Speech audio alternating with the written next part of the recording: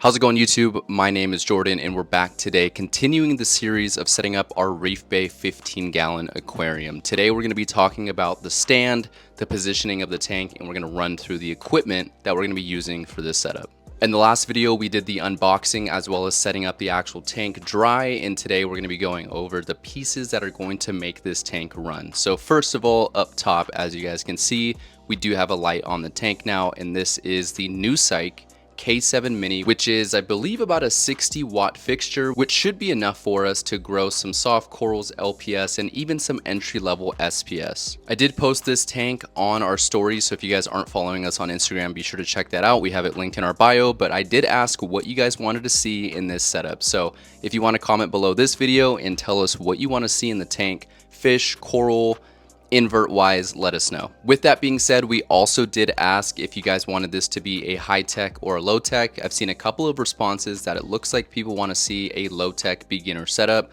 So we're not going to do anything like we have this 30-gallon over here, for example, with a controller and all the gadgets to go with it. We're going to do just basic equipment and possibly upgrade from there as time goes on. So again, we've got our Newsike up above. It's kind of a budget-friendly LED light that, again, is going to be powerful enough to grow some corals. I believe this light runs around $120. I got to find it online. I'll throw it up on the screen. But again, a budget-friendly light. Something else that we might consider running on this tank would be the AI Prime, but again, this should be a good light to get us started. Now I'm going to try to tie in the stand here as well as the placement, because I know I mentioned that we were going to be talking about the placement of the tank.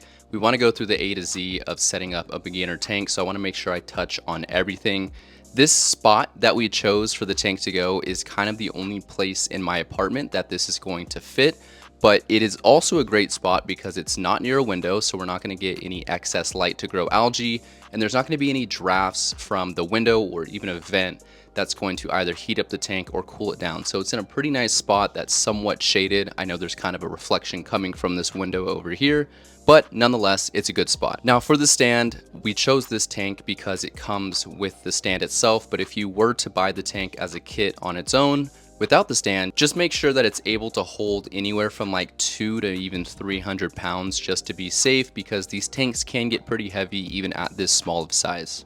Now, another reason we like this tank is because there is some storage underneath. So we've got 2 shelves here as well as the bottom section, and we can even lower and raise the shelves if we'd like, but we can put food and dosing stuff up here as well as like test kits. And down below there is a space for possibly like an ATO reservoir, as well as a cutout in the back for any cords or tubing for that ATO reservoir to go up to the tank. So now that we've got the stand, the tank itself, and a light, we do need a lid for this aquarium because we are planning on putting in a couple of fish and we don't want them to jump out. Now we did have an extra lid sitting around and it measures the width correctly, but the length is too long by about an inch. So this will be okay until we get a lid that actually fits the tank properly. There's just a slight edge that it pops up on, so it doesn't look the best. But we can use that if we do get the tank wet with some fish in it and we don't have a lid yet, but I do plan on getting a lid here soon. Now this tank is an all-in-one, which means the filtration is built into the back of the tank. It's all enclosed in this one cube, which I love because that means we don't have to deal with any plumbing, we don't have to deal with a canister filter, but we still have really good filtration and enough space in the back to add in filter media, equipment, and hide everything and tuck it in the back. Now, one of those pieces of equipment that we're going to be putting in the back of the all-in-one chamber is our Seche Micra or Micra Plus return pump. I actually don't know how many gallons this is, but this was the return pump that is included in the tank kit. However, we did not get the kit, so I just ended up buying this separately, but we have a Seche return pump, which is going to be going in the back of the tank for the return.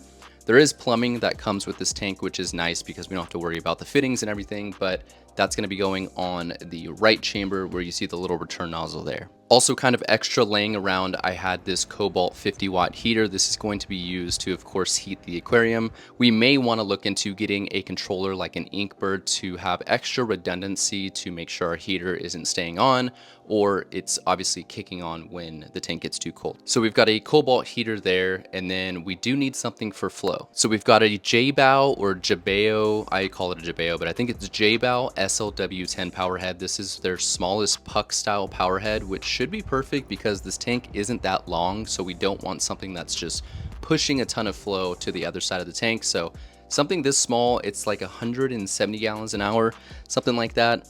It is adjustable by flow and by intensity as well as the speed. So we're going to be putting that power head in here for some extra flow. Now, if you didn't notice, all of the equipment that I just showed you, the heater and the power head, are both pretty dirty. They came from other setups and we do need to clean them, which we'll show you in another video. But we always recommend getting used equipment if you can. If you're able to find a full setup used on like Facebook Marketplace or OfferUp, you can typically find them for anywhere between 50 and 75% off of what you would pay retail.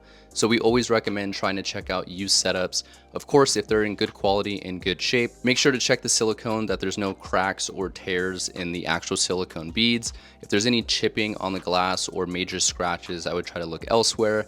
But again, you can get some great deals on finding used tanks as well as equipment. Now, since this aquarium is going to be low tech and beginner, we're kind of on the fence about going the skimmer route because that is a piece of equipment that we don't necessarily need. If we keep up with weekly water changes, we should be okay in getting away without running a skimmer.